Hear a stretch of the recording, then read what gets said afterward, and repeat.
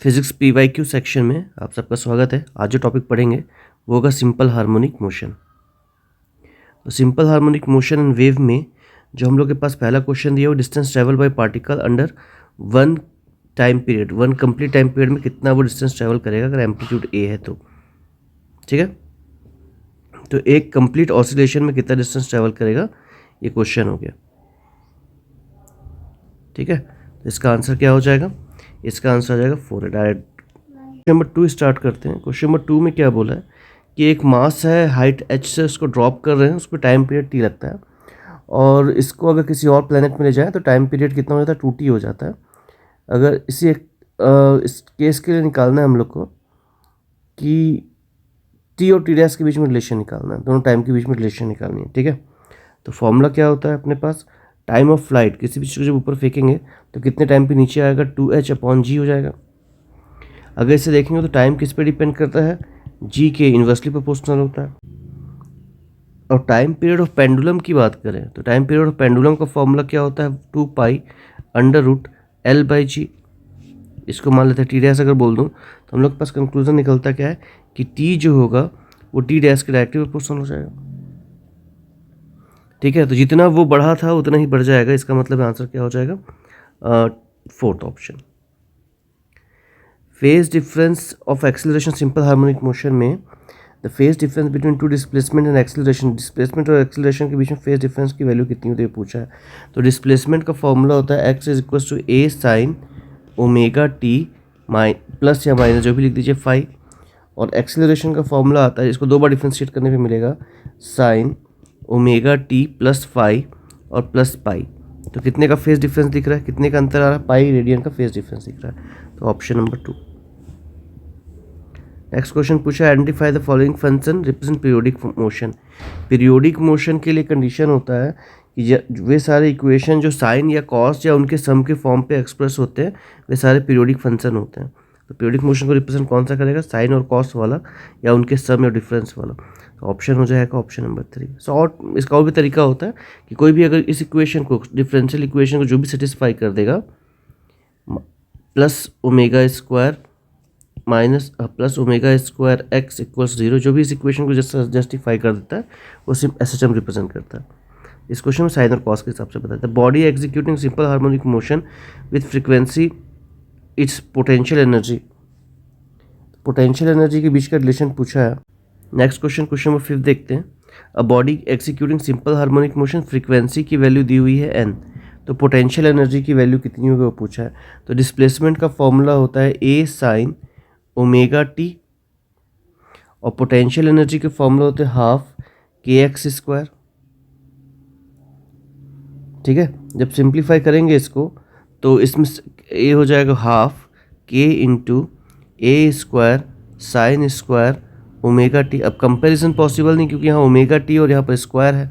हम लोग के पास फॉर्मूला होता है, फॉर्मूला क्या लगा सकते हैं हम लोग? फॉर्मूला लगाएंगे तो फॉर्मूला होता है sin² थीटा = होता है 1 - cos 2 θ/2। कंपेयर करने में अगर यहाँ स्क्वायर यहाँ थीटा तो यहाँ पर 2 θ मतलब डबल हो जाएगा सीधे कुल मिलाकर, तो आंसर हो जाएगा 2n। Question number 6, spring stretch to 5 cm by force, the time period of oscillation when mass 2 kg suspended by. ठीक है, तो फोर्स का फॉर्मूला क्या हो जाएगा? F = क्या हो जाएगा? kx। F की वैल्यू दी हुई है 10, तो k की वैल्यू × 5 × 10⁻², ये दिया हुआ है k की वैल्यू। ठीक है, सेंटीमीटर को चेंज कर दिए मीटर में। जब सिंप्लीफाई करेंगे तो k की वैल्यू क्या आ जाएगी? k की वैल्यू हो जाएगी 10/5 × 10⁻² = 2 × 10⁻², मतलब 200 Nm/m। अब टाइम पीरियड का फॉर्मूला क्या हो जाता है? लोडेड स्प्रिंग के लिए 2π√m/k, सब वैल्यू दी हुई है। 2π का 2π √2/200, सिंप्लीफाई करेंगे तो ये हो जाएगा 2π/10। ठीक है, 2π/10 का मतलब 2π की वैल्यू हो जाएगी 2 × 3.14/10 = हो जाएगा 6.28 second. Option number D.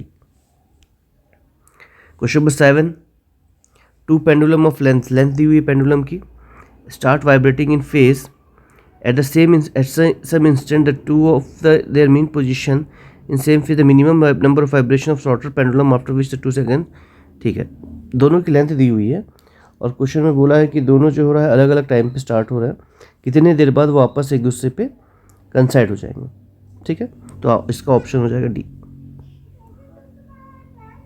Question number 8, restoring force of spring and block attach to the free end of the spring किस में से रिप्रेजेंट करेगा? तो डायरेक्ट क्वेश्चन है डी.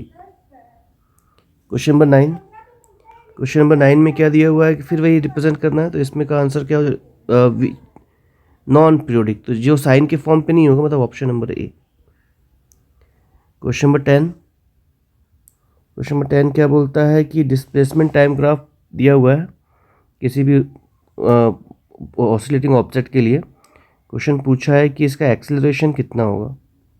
ठीक है, तो डिस्प्लेसमेंट का फॉर्मूला क्या होगा? डिस्प्लेसमेंट हो गया ए साइन ओमेगा टी.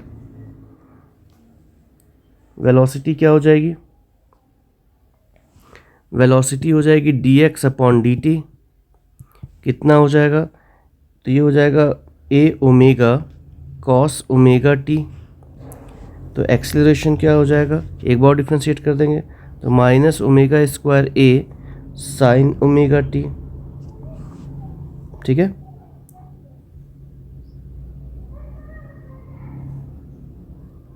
ठीक है. अब इसके बाद क्या आ जाएगा? इसमें जो वैल्यू पुट करेंगे सभी वैल्यूज़ को, तो a is equals to acceleration हो जाएगा माइनस 2 पाई अपॉन 8 का square into 1 sine 2 pi by 8 into 2. ठीक है, सिंप्लीफाई करना है इसको. सिंप्लीफाई करेंगे तो वैल्यू कितनी आ जाएगी? Minus pi square upon 16 metre पर सेकेंड स्क्वायर, मतलब ऑप्शन नंबर 3. नेक्स्ट क्वेश्चन बोला tuning fork of frequency 800 produce resonance. Resonance का क्वेश्चन है. ठीक है,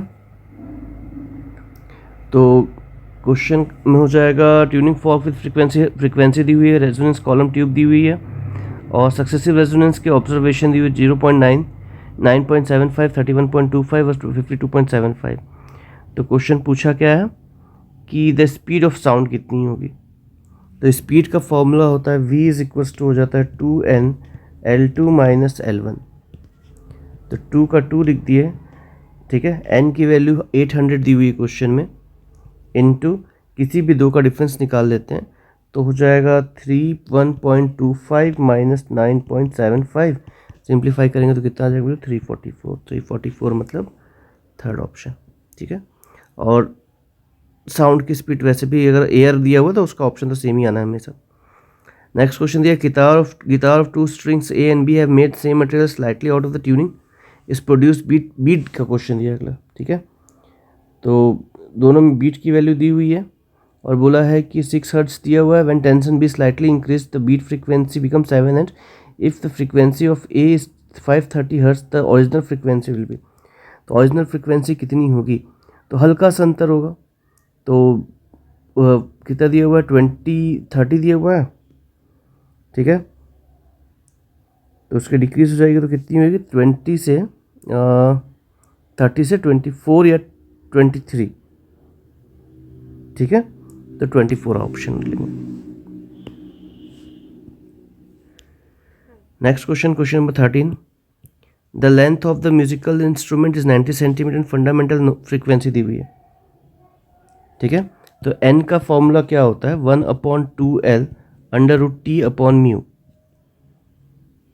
L के कैसे प्रोपोर्शनल हो गया? इन्वर्सली. तो N1/N2 is equals to L1/L2 लगा देंगे तो हो जाएगा 180/120 equals to 90/L. Side change करके L निकालना है बस. ठीक है, तो साइड चेंज करेंगे तो ये पूरा कैंसिल हो जाएगा, 0 कैंसिल हो गया. सिर्फ अरेंज करना है. तो L की वैल्यू कितनी जाएगी? 60 सेंटीमीटर. 60 सेंटीमीटर मतलब option number B. Question number 14 देखते हैं. Initial tension on stretch string double the ratio of initial and final speed of transverse wave. Transverse wave के लिए स्पीड का वैल्यू कितना होगा? ठीक है, ये सब क्वेश्चन डायरेक्ट बन जाएंगे. ये हो जाएगा √2 times. Question number 15, organ pipe दिया हुआ है 27 डिग्री रेजोनेट 40 हर्ट्ज पे in the fundamental mode if it's filled with the same gas at 90 degree centigrade the resonating frequency at the same mode कितना हो जाएगा, ठीक है। तो 400 दिया हुआ है, तो आंसर आ जाएगा, फॉर्मूला लगा लेंगे तो आंसर आ जाएगा 440, ठीक है। 400 का 440 आंसर आ जाएगा, तो आंसर नंबर 2। क्वेश्चन नंबर 16 हो गया। द रेशियो ऑफ फ्रीक्वेंसीज दी हुई है of fundamental harmony produce by two open pipe of N open pipe, एक ओपन पाइप के लिए दिया हुआ है, तो एक ओपन पाइप और क्लोज पाइप का दिया है। तो एन ओपन पाइप का क्या होता है फॉर्मूला, ये होता है V/2L, और क्लोज पाइप के लिए क्या होता है, एन फॉर क्लोज्ड पाइप क्या निकलता है, ये होता है V/4L। अब दोनों का रेशियो निकालना है, तो n open pipe upon n closed pipe is equal to क्या हो जाएगा, V/2L अपॉन V/4L। V से V, L से L कैंसिल हो गया, 2 से 2 कैंसिल हो गया, 2 बचा, घूम के ऊपर चला जाएगा, तो आंसर हो जाएगा 2:1। तो ऑप्शन कौन सा सही लग रहा है, पहला।